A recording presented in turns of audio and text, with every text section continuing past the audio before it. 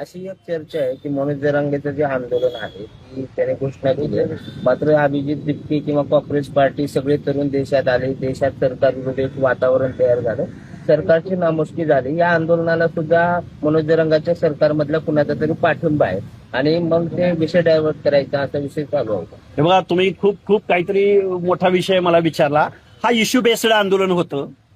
कुठलं issue based Jantar मंतरचं आंदोलन हा इश्यू होता की विद्यार्थ्यांच्या प्रश्नावर. त्यामध्ये विद्यार्थ्यांचा खूप मोठ्या प्रमाणात सहभाग होता. 15, 16, 17 दिवसानंतर राजकीय पार्ट्या त्यामध्ये सहभागी झाल्या. त्यामुळे विद्यार्थ्यांच्या चिकाटीला विद्यार्थीच पत्रकार झाले, विद्यार्थ्यांनीच लाट्याकाट्या झेलल्या, विद्यार्थ्यांनी पक्ष पार्टी याच्या पलीकडे जाऊन इश्यूवरती काम केलं. ही झेंजीचा करिश्मा आहे. मी झेंजीला पहिल्या दिवसापासून म्हणतोय, जो युवक आहे, ज्याच्या हातामध्ये डिजिटल मीडिया आहे, तो या देशाचं संरक्षण करण्यामध्ये निश्चित नाही मात्र रोल. तुम्ही आता असं म्हटलं